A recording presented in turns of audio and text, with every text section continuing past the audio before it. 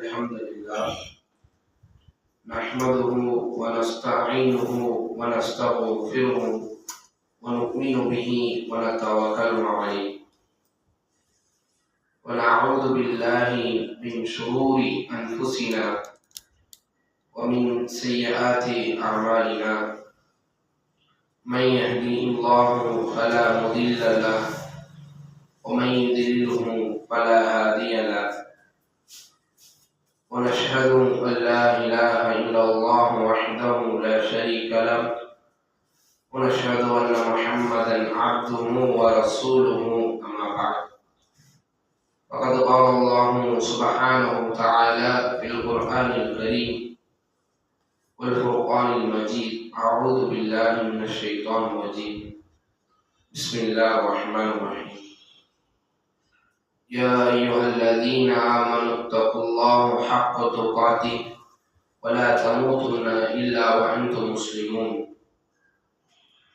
وقال أيضا يا أيها الناس اتقوا ربكم الذي خلقكم من نفس واحدة وخلق منها زوجها وبث منهما رجالا كثيرا ونساء واتقوا الله الذي تساءلون به والأرحام إن الله كان عليكم رقيبا وقال أيضا يا أيها الذين آمنوا اتقوا الله وقولوا قولا سديدا يصلح لكم أعمالكم ويغفر لكم ذنوبكم ومن يطع الله ورسوله فقد فاز فوزا عظيما صدق الله العظيم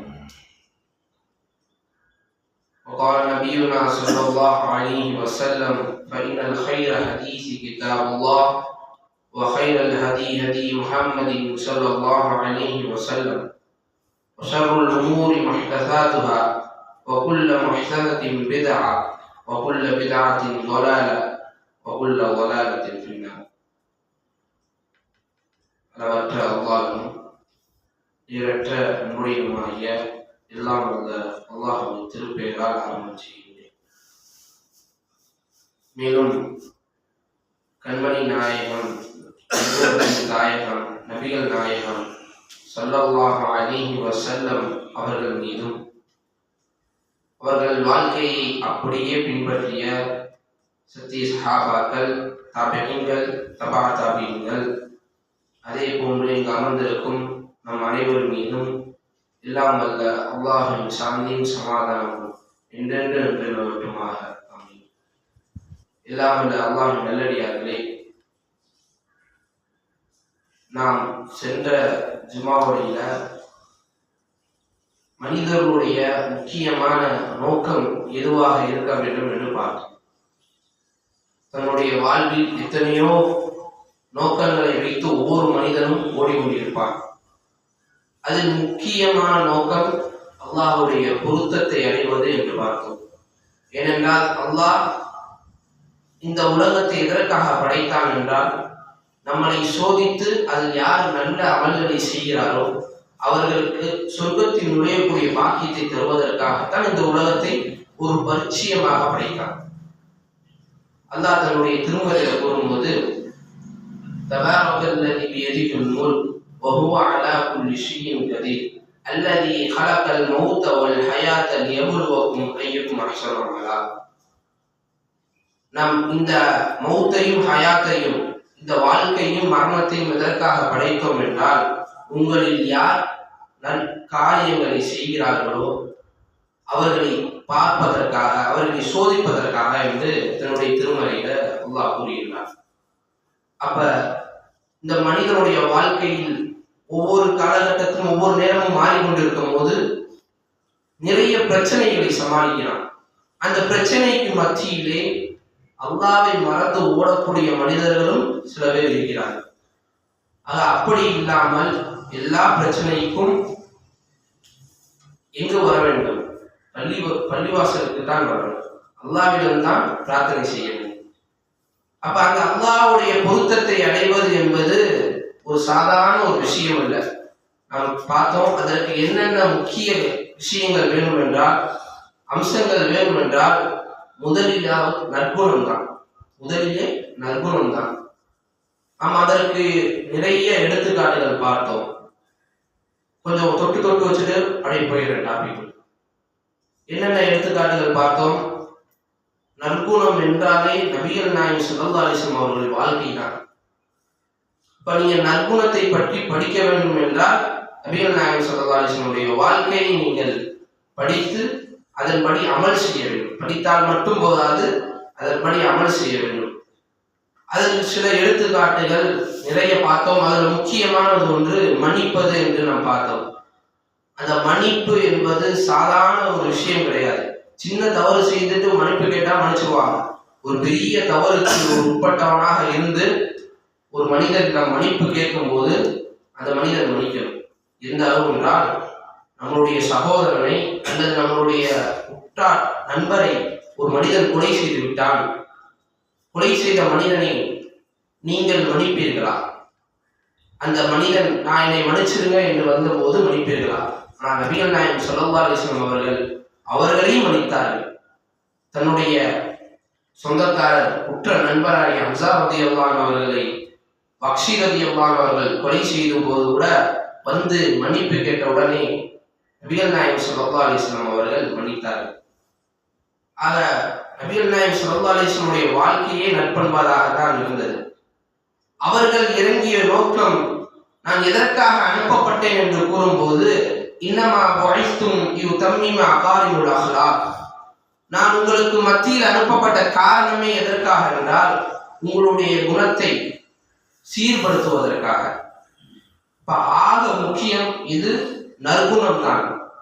ஏனென்றால் ஆயிஷா ரலியல்லாஹு அன்ஹா அவர்கள் அறிவிக்கின்றார்கள், நபிகள் நாயகம் ஸல்லல்லாஹு அலைஹி வஸல்லம் அவரிடம் அவர்கள் கேட்டார்கள், யா ரசூலல்லாஹ், நாளை மறுமை நாளில் எந்த அமல் அல்லாஹ்வுக்கு மிகவும் பிடித்தமாகவும் சொர்க்கத்துக்குள்ளே செல்லக்கூடிய அமலாக இருக்கும் என்று கேட்கும்போது, அது நற்குணம் என்று நபிகள் நாயகம் ஸல்லல்லாஹு அலைஹி வஸல்லம்.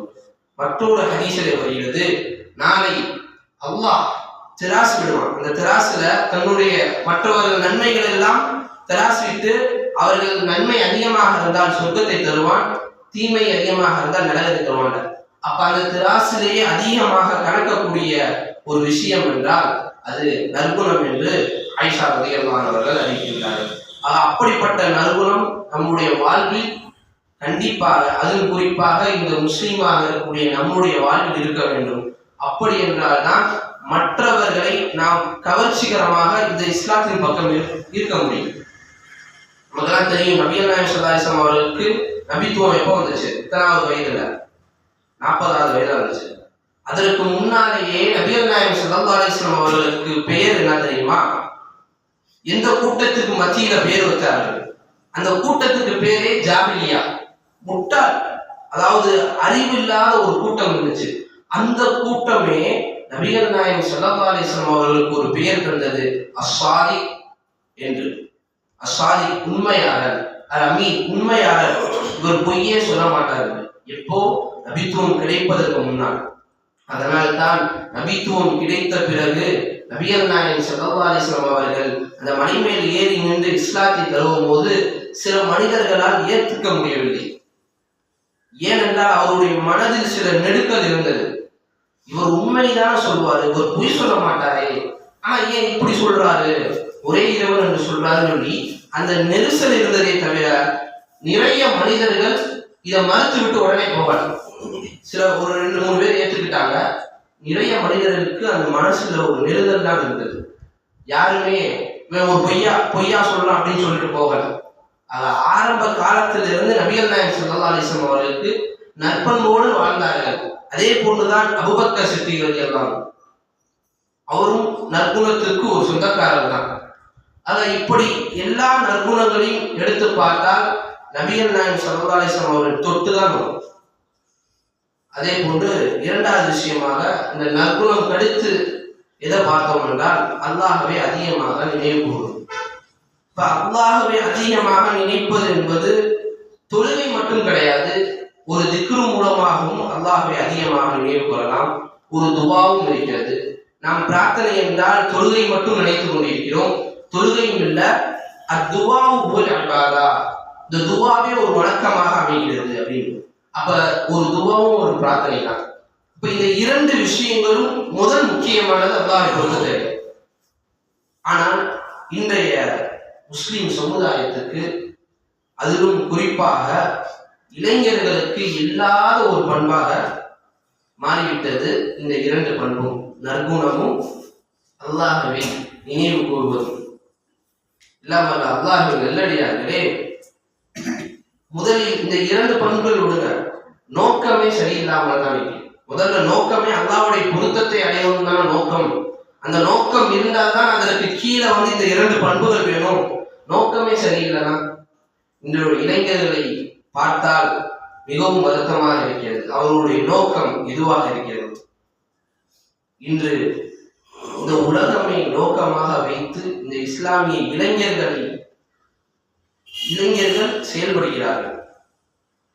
இந்த மொபைல் போன், அதே போன்று பெண்கள் மூலியமாக சுத்துவது, இதை போன்று அனாச்சாரங்களான விஷயங்களை இந்த இஸ்லாமிய இளைஞர்கள் செய்து கொண்டிருக்கிறார்கள். அதிலும் குறிப்பாக இப்போ ஒரு வாரத்துக்கு முன்னால் நடந்த நியூ இயர் செலிப்ரேஷன், சமூக வலைதளங்களில் ஒரு வீடியோ பார்த்தேன். நியூ இயருக்கு கேக் வெட்டுறாங்க. யாரு? ஒரு இஸ்லாமிய ஃபேமிலி, ஒரு முஸ்லீம் ஃபேமிலி கேக் வெட்டுறாங்க. ஹாப்பி நியூ இயர் 2026 போட்டு வெட்டுறது. சரி, இவங்க தான் அனாச்சாரத்தில் விழுகிறாங்க. யாரு? பெற்றோர்கள் வெட்டுறாங்க. அவங்களுக்கு ஒரு குழந்தை இருக்குது. குழந்தைக்கு 4 வயசு 5 வயசு இருக்கும். அந்த குழந்தைய சேர்ல உட்கார வச்சு ஊத வச்சு வெட்டி அந்த குழந்தையை கொடுக்குறாங்க. குழந்தைகளுக்கு தெரியுமா நம்ம என்ன செய்யறோம், என்ன தவறு செய்யறோம்னு? அப்ப யார் மீது தவறு இருக்கிறது? பெற்றோர்கள் மீது. பெற்றோர்கள் தான் குழந்தையை சரியான முறையில் வளர்க்க வேண்டும். அதே போன்று பர்த்டே கொண்டாடுவது, இதெல்லாம் யாருடைய கலாச்சாரம்? இதெல்லாம் மாற்று மத சகோதரருடைய கலாச்சாரம். நபிகள் நாயகம் ஸல்லல்லாஹு அலைஹி வஸல்லம் அவர்கள் கூறினார்கள், யார் மற்ற கலாச்சாரத்தை பின்பற்றுகிறாரோ அவர் நம்மை சார்ந்தவர் அல்ல. நம்மை சார்ந்தவர் முஸ்லிமே இல்லை. அப்ப இந்த குழந்தைகளை வளர்ப்பதில் பெற்றோர்கள் தோற்று விட்டார்கள். அதிலும் குறிப்பாக இந்த இஸ்லாமுடைய இளைஞர்களுடைய நிலைமையை பார்த்தால் மிகவும் வருத்தமாக இருக்கிறது. பெற்றோர்களே சரியில்லை என்றால் குழந்தைகள் எப்படி வளரும்? அதே போன்று பெற்றோர்கள் அதிகமாக பாசம் காட்டி குழந்தை கேட்கிறானே சொல்லிட்டு சூப்பர் பைக் வாங்கி தரது, பெரிய பெரிய பைக்குகள் வாங்கி கொடுத்து. சமீபமா ஒரு சம்பவம், மதுரையில் ஒரு மிகவும் கஷ்டப்படக்கூடிய குடும்பம், வருமானத்துக்கே கஷ்டப்படக்கூடிய குடும்பம், அந்த மகளுக்கு டியூக் வண்டி 3 லட்சம் ரூபாய் அந்த வண்டியை வாங்கி கொடுத்து. எதற்காக அந்த வண்டியை எப்படி வாங்கினா, இஎம்ஐனா வட்டியில வாங்கி அந்த வண்டியை 110 ஸ்பீட்ல ஓட்டிட்டு போய் இடிச்சு ஸ்பாட் அவுட். இப்ப இது யாரு காரணம்? அறியாத அந்த பையனா அல்லது பெற்றோர்களுடைய வளர்ப்பா? அறியாத அந்த பையனாக இருந்தாலும் கூட ஒரு 3/4வாசி காரணம் பெற்றோர்கள் தான். அப்ப பெற்றோர்களுடைய கவனக்குறைவுனாலதான் இந்த இஸ்லாமிய இளைஞர்கள் இந்த ஒரு நிலைமைக்கு தள்ளப்படுகிறார். அதுவும் குறிப்பாக தாய்மார்கள். அதிக நேரம் தந்தைமார்கள் எல்லாம் வேலைக்கு செல்றாங்க. அப்ப தாய்மார்கள் தான் அதிகமாக கவனம் செலுத்த வேண்டும். அதே போன்று உங்களுடைய குழந்தைகளை நல்ல ஒரு பள்ளி வாசலுக்கோ அல்லது பள்ளிக்கூடத்துக்கோ நல்ல முறையில் அனுப்ப வேண்டும். இன்று இன்னும் அனாச்சாரமான பள்ளி கூடம் இருக்கிறது. அங்க போய் உங்க குழந்தைகள் படிச்சா பெற்றோரை காட்டிலும் யாருக்கு அதிக நேரம் இருக்காங்க? ஸ்கூல்ல தான் அதிக நேரம் இருக்காங்க நம்மளோட குழந்தை. அப்ப ஸ்கூல்ல இருக்கக்கூடிய அந்த சுற்றுச்சூழல் சரியில்லை என்றால் நீங்கள் எவ்வளவுதான் நல்ல விஷயங்களை சொல்லிக் கொடுங்க, அவனுக்கு ஏறாது. ஏன்னா அவன் கூட பழகுற அந்த நண்பன் சொல்ற விஷயம் தான் ஏறும். அவனை நண்பனா பார்த்து அவன் சொல்லுவான், இதை பண்ணுடா அதை பண்ணுடான்னு. இன்னைக்கு அதே போன்று தமிழ்நாட்டில் எடுத்து பாருங்கள், எத்தனை பள்ளிக்கூடங்களில் குழந்தைகளுடைய நிலைமை சிறு வயதிலேயே போதைக்கும் தவறான விஷயத்துக்கும் அடிமையாகி இருக்க இந்த இஸ்லாமிய இளைஞர்கள். ஒரு போலீஸ்காரன் வரான், எங்களுடைய முகலால் வந்து சொல்றான், இங்க ரொம்ப கேஸ் இருக்கு அப்படின்னு சொல்லி நாங்க சொன்னதுக்காக அந்த போலீஸ்காரன் வரான். அப்படியா நான் போய் விசாரிக்கிறேன்னு சொல்லிட்டு அந்த ஒரு போலீஸ்காரன் ஃபுல்லா அந்த முகலா ஃபுல்லா விசாரிச்சா, உங்க ஆளுங்க தான் அதிகமா இருக்காங்களா, அதனால எப்படி போய் பிடிக்க அப்படின்னு. அப்ப அந்த இடத்தில் அவமானம் யாருக்கு? முஸ்லிம்களுக்கு. அப்படி ஆகிவிட்டது இந்த இளைஞர்களுடைய நிலைமை. எல்லாம் அல்ல அல்லாஹ்வின் நல்லடியார்களே, இந்த குழந்தைகள் எப்படிப்பட்டவர்கள்? அல்லாஹ் தன்னுடைய திருமறையை கூறும்போது கூறுகின்றான், இந்த குழந்தை செல்வம் என்பது கிஃப்ட் என்று கூறுகிறான். எப்படி கிஃப்ட் என்கிறான். அதே போன்று சொல்றான் நியாமத் என்று கூறுகிறான். இன்னொரு இடத்துல கிஃப்ட்னு சொல்றான், நியாமத்துன்னு சொல்றான், ரெண்டுமே சொல்றான். அப்ப அப்படிப்பட்ட குழந்தை செல்வம் யாருக்கு சோதனை ஆகும்னா, அல்லாஹ் இன்னொரு இடத்துலையும் சொல்றான், இனமா அவுலாதுக்கும் அவுலாதுக்கும் ஃபித்னா. யாருக்கு சோதனை? சரியாக வளர்க்க தெரியலன்னு வச்சுக்கோங்களேன், சோதனை தான். அப்ப யாருக்கு சோதனையாக அமையும் என்றால், பெற்றோர்கள் சரியான முறையில் வளர்க்கவில்லை என்றால் அவர்கள் சோதனை. எந்த முறையில் சோதனை? நாளை மறுமை நாளில் வந்து நிற்கும் போது எனக்கு எல்லா விஷயங்களையும் கற்றுத்தந்தது யார் என்று கூறுவாங்க, என்னுடைய பெற்றோர்கள். அதான் பெற்றோர்கள் அந்த சண்டை போடும்போது கூட கெட்ட வார்த்தைகளை பயன்படுத்த வேண்டாம் என்று கூறுவார்கள். ஒரு கணவனுக்கும் மனைவிக்கும் மத்தியில் சண்டை நடந்துச்சுன்னா கெட்ட வார்த்தைகளை பயன்படுத்த வேண்டாம். ஏன்னா உங்களுடைய குழந்தை அந்த வார்த்தையை பேசும்போது யார் உனக்கு சொல்லி தந்தாங்கடா, நீங்க சண்டை போடும் போது பேசுற வார்த்தை தான். அதான் குழந்தை சொல்லுவாங்க, குழந்தை வந்து கெட்ட வார்த்தை பேசாது, கேட்ட வார்த்தை தான் பேசும். நீங்கள் பேசின வார்த்தைய அதை கேட்டுதான் பேசுறதால அந்த பிள்ளை தானா போய் கத்துக்கிறது இல்லை. அப்ப குழந்தை வளர்ப்பது பெற்றோர்களுக்கு முக்கிய பங்கு இருக்கிறது. இதற்கு நபிமார்கள் எல்லாம் பாடுபட்டார்கள். முக்கியமான விஷயம், நபி ஸல்லல்லாஹு அலைஹி வஸல்லம் அவர்கள் தன்னுடைய வாழ்க்கையில் நிறைய குழந்தைகளை அவர்கள் வாழும் போதே மறந்து விட்டார்கள். ஆனால் ஃபாத்திமா ரலியல்லாஹு அவர்கள் அதிக நேரத்திற்கு அவர்கள் ஒரு விஷயத்தை சொன்னார்கள் என்றால் எப்பயுமே சொல்லிக்கொண்டே இருப்பார்கள். என்ன விஷயம் என்றால், ஃபாத்திமாவே, உனக்கு நான் என்ன துவா செய்யறாலும் செய்கிறேன், உனக்கு என்ன விஷயம் வந்தாலும் நான் செய்கிறேன்.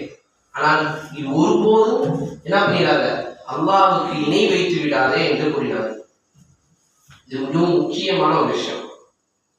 ஏன்? எல்லா நேரத்திலும் மனிதன் சரியாக வாழ்ந்து கொண்டிருப்பான். கடைசி கட்டத்துல சில மனிதர்கள், யார் முக்மீனான மனிதர்கள் கூட சிறுக்கு பக்கம் போயிடுவாங்க. அதனால்தான் அல்லாஹ் வலியுறுத்தி கூறுகின்றான். அதுவும் குறிப்பாக இந்த முஸ்லிம் சமுதாயத்துக்கு மிகவும் வலியுறுத்தி கூறுகின்றான். ஆரம்பத்திலே குதுபால சொல்லல, யார் யுல்லதீன ஆமனூ இத்தகுல்லாஹ ஹக்க துகாத்தி வலா தமூதுன்ன இல்லா வ அன்தும் முஸ்லிமூன். ஓ ஈமான் கொண்டவர்களே, யாரை கூப்பிடுறான்? நம்மளை கூப்பிடுறான். நம்ம எல்லாம் ஈமான் கொண்டிருக்கிறோம் அல்லவா, நம்மளை பார்த்து கூப்பிடுறான். ஓ ஈமான் கொண்ட முஸ்லிம்களே, கேளுங்கள், நீங்கள் முஸ்லிமாக தவிர மரணித்திர வேண்டாம் என்று. அப்ப நபிகள் நாயகம் ஸல்லல்லாஹு அலைஹி வஸல்லம் அவர்கள் அதிகம் ஃபாத்திமா ரலியல்லாஹு அன்ஹா வலியுறுத்தி கூறினார்கள். இன்று பெற்றோர்கள் தன்னுடைய குழந்தைகளுக்கு இதை கூறுகிறார்களா? இன்றைக்கு எத்தனையோ பெண்கள் மாற்று மத ஒரு பையனை ஓடி போய் திருமணம் செய்யக்கூடிய விஷயங்களை நம்ம எவ்வளவோ கேட்டிருப்போம். இதற்கெல்லாம் காரணம் யார்? முழுக்க பெற்றோர்கள். அவர்கள் வளர்ப்பு சரியாக இருந்தால் அந்த பெண் ஒழுக்கமாக யாரை கை காட்டினாரோ, எந்த ஈமான் உள்ள மனிதனை அவர் தேர்ந்தெடுத்திருப்பார் என்று பாருங்கள். ஆனால் இன்று பெற்றோருடைய வளர்ப்பு சரியில்லாத காரணத்தால் எத்தனையோ பெண்கள் மாற்று மத சகோதரனை திருமணம் செய்து போகக்கூடிய சம்பவத்தை சமூக வலைத்தளங்களில் அதிகமாக பார்க்க முடியுது. அப்ப நபிகள் நாயகம் ஸல்லல்லாஹு அலைஹி வஸல்லம் அவர்களுக்கு இந்த பயம் இருந்தது. ஃபாத்திமாவை கடைசி நேரத்தில் கூட அந்த அல்லாஹ்வுடைய நினைப்பை விட்டு சிறுக்கின் பக்கம் நீ சென்று விடாதே என்று. ஏனென்றால் நபிகள் நாயகம் ஸல்லல்லாஹு அலைஹி வஸல்லம் அவர்கள் கூறினார்கள், ஒரு மனிதன் நல்ல செயலை செஞ்சுக்கிட்டே வருவான், ஆனால் அவன் நரகத்துக்குரியவன். ஒருத்தன் தீங்கு செயல் செஞ்சுக்கிட்டே வருவான், ஆனால் அவன் சொர்க்கத்துக்குரியவன். ஏனென்றால் கடைசி நேரத்தில் அந்த மனிதன் எப்படி மாறுவான் என்று தெரியாது. ஒருவேளை டக்குன்னு கடைசி நேரத்துல சிறுக்கின் பக்கம் சென்றுட்டானா அவனுக்கு நரகம் தான். ஒரு மனிதன் தீங்கு செஞ்சுக்கிட்டே வந்த மனிதன் ஒருவேளை அல்லாஹ்வுடைய பொருத்தத்தின் காரணமா அல்லாஹ்வை தேர்ந்தெடுத்து அல்லாஹ் பொருந்தி கொண்டான் என்றால் சொர்க்கம் தான். அப்ப கடைசி நேரம் நமக்கு தெரியாது. அதிகமாக நம்முடைய குழந்தைகளுக்கு அது சொல்லித்தர வேண்டும். நாமும் துவா செய்ய வேண்டும். நம்முடைய குழந்தைகளுக்கு செய்யக்கூடிய துவா, இந்த துவா என்பது குழந்தைகளுக்கு முக்கியம். நம்ம செய்யக்கூடிய துவா இது யார் செய்தாங்கன்னா, அதே நபிமார்கள்ல அல்லாஹ்வுக்கு மிகவும் பிடித்தமான ஒரு நபி இப்ராஹிம் அலைஹிஸ்ஸலாம் அவர்கள். தன்னுடைய குழந்தைக்காக செய்த ஒரு துவா, மிகவும் அற்புதமான ஒரு துவா. இப்ராஹிம் அலைஹிஸ்ஸலாம் அவர்கள் அந்த காபத்துல்லாவை கட்டிட்டு இருக்கும் போது அந்த காபத்துல்லாவின் முன்னாடி நின்று செய்த துவா பாருங்க.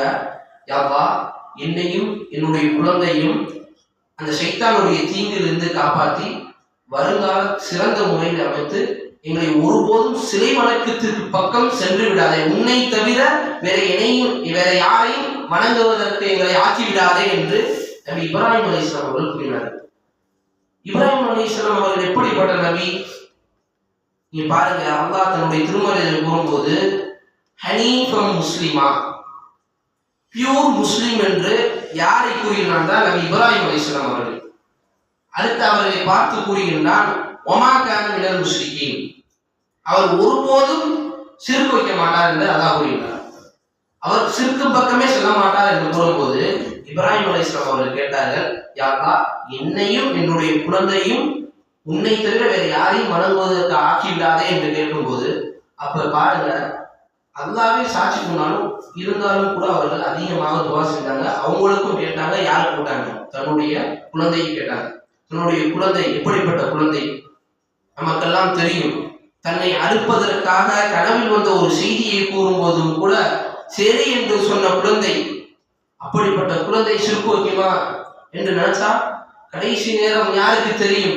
அல்லாஹ் புரட்டி விடுவான். அதனால தான் நம்ம அதிகமாக ஒரு திக்ரை நபிகள் நாயகம் ஸல்லல்லாஹு அலைஹி வஸல்லம் அவர்கள் கூறினார், சப்பித் குலூபனா, யா ஓ இறைவா, உள்ளத்தை புரட்டப்படுவனே, எங்கள் உள்ளத்தை கடைசி நேரத்தில் தவறாக புரட்டி விடாதே என்று நாம் எல்லாம் துவா செய்ய வேண்டும். அது எல்லாம் அல்லாஹ்வின் நல்லடியார்களே, பெற்றோர்களுடைய வளர்ப்பில் தான் இந்த இஸ்லாமிய இளைஞர்கள், அந்த இளைஞர்கள் தான் நாளைய எதிர்காலமே. காந்தியடிகள், காந்தி அவர் கூறும்போது பாட புத்தகத்தில் அழகாக கூறுவார். என்ன விஷயம் என்றால் சுருக்கமான ஒரு விஷயம்தான். நாளைய வருங்காலம் இளைஞர்களின் கையில் தான் உள்ளது. எப்படி? நாளைய வருங்காலம், இந்தியாவுடைய வருங்காலமே இளைஞர்களுடைய கையில் தான் உள்ளது. அதுவும் குறிப்பாக இந்த கிராமப்புற இளைஞர்கள் என்று கூறினார்கள். கிராமப்புற இளைஞர்கள். அப்ப இந்த இளைஞர்கள், நீங்கள் அந்த இளைஞர்களை சரிப்படுத்துவதற்காக என்ன முயற்சி செய்தீர்கள்? நாளைக்கு அல்லாஹ் இதையும் கேட்பான். இதுவும் ஒரு நற்குணம் தான். நீங்கள் உங்களுடைய இளைஞர், உங்களுடைய சமுதாயம் உயர்ந்தோக வேண்டும் என்பதற்காக பாடுபட்ட ஒவ்வொரு முஸ்லிம்களுக்கும் அல்லாஹ் நாளைக்கு மறுமை நாளில் கூலி தருவான். சும்மா இருந்தோம்னா அதற்கு கூலி கிடையாது, அதற்கு கேள்வி கணக்கு உண்டு. முதல்ல பெற்றோர்களை கேள்வி கேட்பான், உங்களுடைய குழந்தையை சரியாக வளர்க்கலாம். இரண்டாவது, இந்த முகலாவை சேர்ந்த அனைத்து முஸ்லிம்களும் கேட்பான், உங்களுடைய இளைஞர்கள் தவறான முறையில் சென்ற போது நீங்கள் எங்கிருந்தீர்கள்? நீங்க என்ன செஞ்சிருக்கீங்க? உங்களுடைய வியாபாரத்தை பார்த்தால் மட்டும் போதுமா? நபிகள் நாயகம் ஸல்லல்லாஹு அலைஹி வஸல்லம் வரும்போது அவங்கள சுத்தி இருக்கிற குடும்பத்தை மட்டுமே முஸ்லீம் ஆகல, எல்லா இடத்துக்கும் போய் நல்ல விஷயங்களை சொன்னாங்க. அப்ப ஒவ்வொரு முஸ்லிமிலும் கடமை இந்த இளைஞர்கள் தவறான வழியில் போகும்போது, ஆக எல்லாம் அல்லாஹ் நல்லடியார்களே, இந்த இளைஞருடைய வருங்காலத்தை பற்றி பார்த்தால் முதல்ல ஒரு முக்கியமான அந்த விஷயம்னா பெற்றோர்களுடைய ஒரு எண்ணம் என்னன்னா, தன்னுடைய குழந்தையை படிச்சு என்ன படிப்பு, உலக படிப்பை படிச்சு அதுல பெரிய ஆக்கணும் அப்படின்னு சொல்லி பெற்றோருடைய எண்ணம் தவறு. ஆனால் மார்க்கம் இல்லாமல் உங்கள் குழந்தைகளை அந்த படிப்பை படிக்க வைக்காதீங்க. மார்க்கம் இல்லை என்றால் அந்த படிப்பே வேஸ்ட். அல்லாஹ் தன்னுடைய திருமறையை கூறும்போது அவர்கள் எவ்வளவு பெரிய அறிவாளியாக வேணாலும் இருக்கட்டும், ஆனால் அந்த மார்க்க விஷயம் அவர்களுக்கு இந்த மார்க்கமே தெரியலன்னா அவர்கள் தான் பைத்தியக்காரர்கள். அப்ப இந்த மார்க்கத்தை கற்றுத்தராமல் உங்கள் குழந்தைகளை ஐபிஎஸ்ஓ ஐஏஎஸ்ஓ எம்பிஎஸ்ஓ எது வேணாலும் படிக்க வைங்க, அந்த மார்க்கம் இல்லாமல் கற்றுத்தராதீங்க. அதுவும் குறிப்பாக இந்த மார்க்கத்தை நீங்கள் கற்றுக் கொடுத்தவென்றால் அல்லாஹ் தன்னுடைய திருமறை கூறுகின்றான், இந்த மார்க்கத்தை கற்று தந்து அவர்கள் தக்வா உள்ளவராக ஆகியிருந்தால் அல்லாஹ் நான் கற்றுத் தருகிறேன் என்றான். அதாவது கற்றுக்கொள்றதுல ரெண்டு விஷயம் இருக்கு. ஒன்று நாமளா படிச்சு கத்துக்கிறது, ரெண்டாவது அல்லாஹ் சில விஷயங்களை கற்றுத் தருவான். அது எப்படின்னா தன்னுடைய மனசுல அல்லாஹ் போடுவான் சில விஷயம், இது நல்லது இது கெட்டது. நீங்க அதுக்கு உதாரணமே நபிகள் நாயகம் ஸல்லல்லாஹு அலைஹி வஸல்லம் தான். நபிகள் நாயகம் ஸல்லல்லாஹு அலைஹி வஸல்லம் யாரு? எழுத படிக்க தெரியாத ஒரு நபி. ஆனால் இன்று உலகமே யாரிடம் கல்வி கற்றது? நபிகள் நாயகம் ஸல்லல்லாஹு அலைஹி வஸல்லம் தான். அப்ப எப்படி என்றால் அவர்கள் தக்வா உள்ளவராக இருந்தார்கள். அதன் மூலியமாக அல்லாஹ் அவர்களுக்கு கற்றுத் தந்தார். அப்ப உங்களுடைய குழந்தைகளை பள்ளி வாசலுக்கு அனுப்புங்கள், தொழு அனுப்புங்கள், மார்க்கத்தை கற்றுத்தர சில நேரங்களை அவர்கள் கொடுங்க. நீ இதை படிக்கிறப்பெல்லாம் இதை படின்னு சொல்லுங்க. சொல்லுவதன் மூலமாக அந்த குழந்தை படிக்கும். ஆரம்ப காலத்திலிருந்து படிச்சு ஒரு கட்டத்துல அவனுக்கே புரிய வரும் எது நல்லது எது கெட்டது. அல்லாஹ் தன்னுடைய திருமறையில கூறும்போது அவர்கள் தக்வா உடையவராக ஆகிவிட்டார் என்றால் அவர்களுக்கு எது நல்லது எது கெட்டது என்று பிரித்தெறியக்கூடிய பக்குவத்தை நாம் வாங்குவோம் அப்படின்னா. இந்த இஸ்லாமுடைய இளைஞர்களுடைய விஷயமே அதுதான். எது நல்லது எது கெட்டதுன்னே தெரியல. ஒரு போதை பொருள் அது நல்லதுன்னு நினைச்சு செஞ்சுட்டு இருக்கான். அவனுக்கு அந்த பகுத்தறிவே இல்லாமல் எது நல்லது இதுதான் நல்லது என்று தெரியாமல் அது கெட்டதை தான் நல்லது என்று நினைச்சு அந்த விஷயங்களை செய்கின்றான். அதை எல்லாம் வல்ல அல்லாஹ்வின் நல்லடியார்களே, பெற்றோர்கள் தன்னுடைய குழந்தைகள் வளர்க்கும் முறையில இந்த ஒரு விஷயத்தை சேர்த்துக் கொள்ளுங்க. எது தொழுக அனுப்புறது, மதரசாவுக்கு அனுப்புவது, அதே போன்று மார்க்கத்தை கற்றுத் தருவதற்கு சில நேரங்களே அவர்களுக்கு நீங்கள் அல்லது நீங்களே வீட்டில் சொல்லித்தாங்க. பொதுவாக நம்மளே சொல்லிக் கொடுத்தா குழந்தைகள் உட்காராது. நம்ம அம்மா தானே நம்ம அத்தா தானே சொல்லிட்டு அதுக்காக மதரசாக்கு அனுப்புங்க. இன்னைக்கு இவ்வளவு பெரிய பள்ளிவாசல் இங்க உருவாகி இருக்கு. இன்னைக்கு இந்த இதுல எத்தனை இளைஞர்கள் வந்திருக்கிறாங்க. அல்லது போன வாரம் லீவு இருந்துச்சு, என்ன லீவு, 10 நாள் ஆஃபலி லீவு, அதுல எத்தனை இளைஞர்கள் வந்தாங்க. சரி, வந்தவங்களை ஏன் இன்னைக்கு வரல அதை போய் விசாரிச்சோமா? நபிகள் நாயகம் ஸல்லல்லாஹு அலைஹி வஸல்லம் ஒரு பழக்கம், ஒரு சபை நடந்தால் அந்த சபையில சஹாபாக்களை சுத்தி பார்ப்பார்கள். யார் வரவில்லையோ அவங்கள போய் நேர்ல போய் சந்திப்பாங்க. எவ்வளவு ஒரு சிறந்த பண்பு பாருங்க. இதுவும் ஒரு நற்குணம் தான். நீங்க எல்லாம் எடுத்தாலும் ஒரு நற்குணத்தை தான் அமையும். அப்ப போன வாரம் இளைஞர்கள் இத்தனை பேர் இத்தனை வீட்டுல இருக்காங்க, அவங்க ஏன் வரல என்று நீங்க விசாரித்தீங்களா? அவங்க வந்தவங்க ஏன் இப்ப வரல, தொழுகைக்கு ஏன் வரல, ஃபஜர் தொழுகை லுஹர் தொழுகை ஏன் வரல என்று நீங்க விசாரித்தீர்களா? அல்லது என்னென்ன தொழுகையை நீங்கள் தொழுதீர்கள் என்று விசாரித்தீர்களா? நிச்சயமாக அல்லாஹ் ஒவ்வொருவரையும் கேள்வி கேட்பான், இந்த முஹல்லாவை சார்ந்தவர். ஏனென்றால் இந்த முஹல்லா உருவாக்கியது சாதாரண ஒரு விஷயம் இல்லை. அடுத்து நீங்கள் சென்று விட்டீர்கள் என்றால் நாளை இதை யாரை கட்டி காப்பது? அடுத்த இளைஞர்கள் தான், வருங்கால தலைமுறை முஸ்லிம் இளைஞர்கள் தான். ஆக எல்லாம் அல்லாஹ்வின் நல்லடியார்களே, பெற்றோர்கள் முக்கியமாக கவனம் எடுத்துக் கொள்ளுங்கள் தன்னுடைய குழந்தையை வளர்ப்பதில். அல்லாஹ் வல்லர் ரஹ்மான் நம் அனைவருக்கும் தௌஃபீக் செய்வாராக என்று கூறியவனாக என் முதல் உரையை நிறைவு செய்கின்றேன். அஸ்ஸலாமு அலைக்கும் வரஹ்மத்துல்லாஹி வபரகாத்துஹு.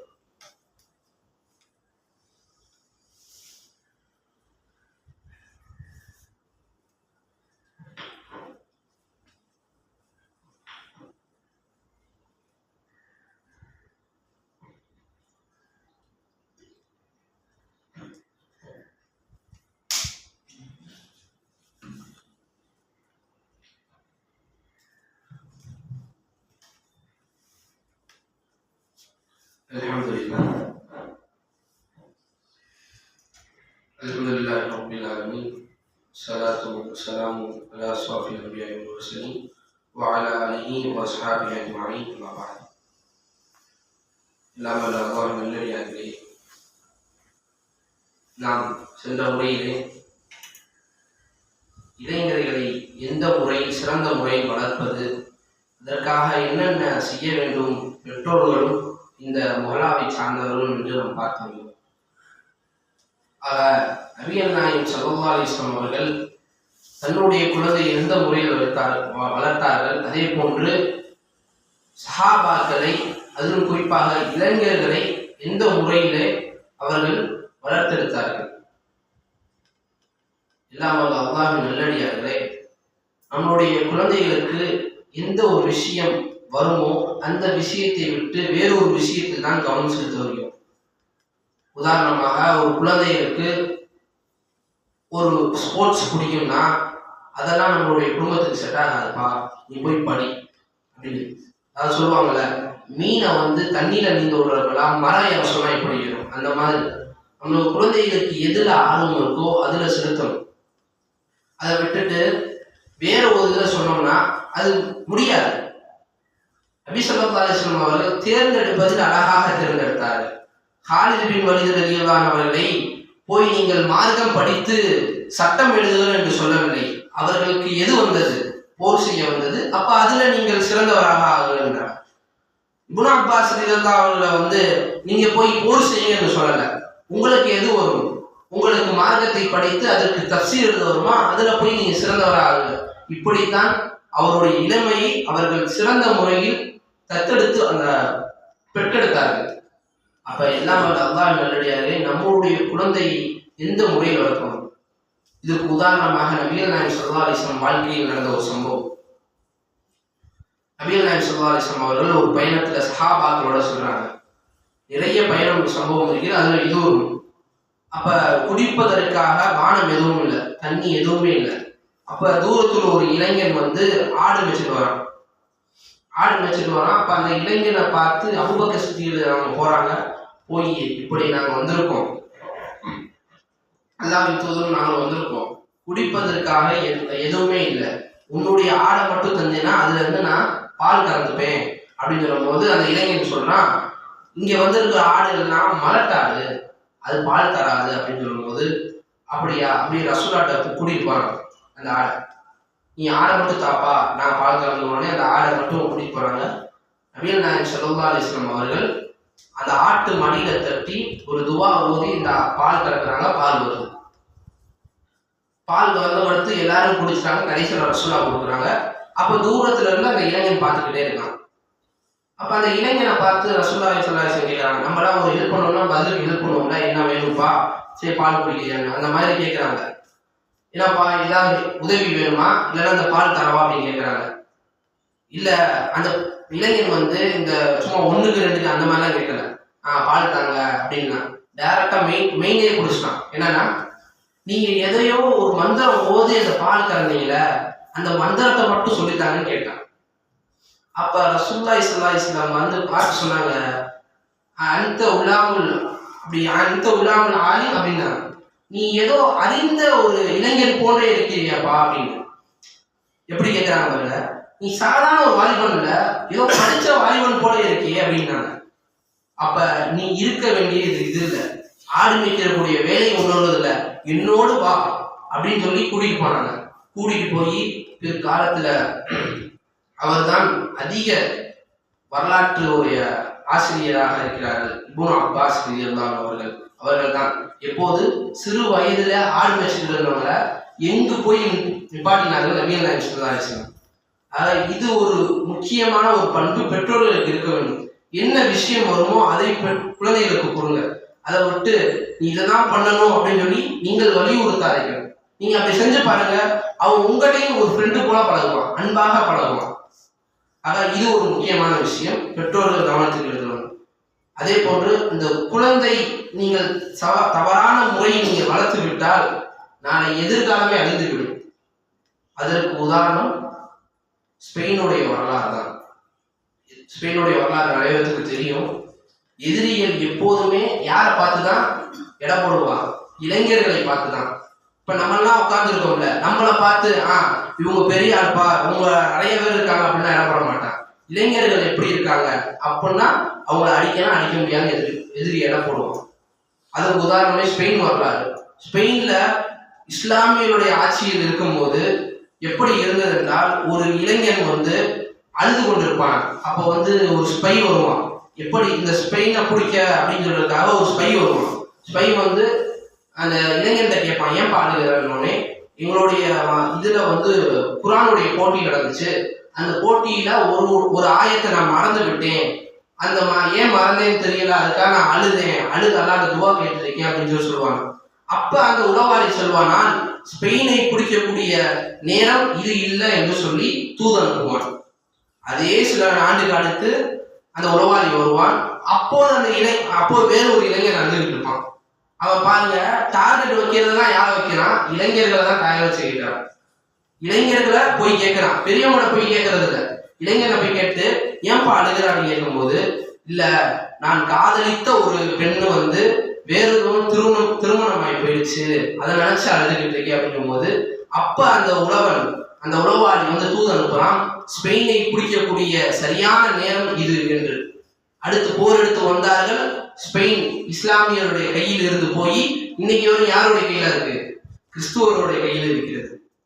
எல்லாம் உள்ள அல்லாஹ்வின் நல்லடியார்களே, ஒரு நாடை அழிக்க வேண்டும் என்றால் அதற்கும் இளைஞர்கள் தான், ஒரு நாட்டை உருவாக்க வேண்டும் என்றால் அதற்கும் இளைஞர்கள் தான்.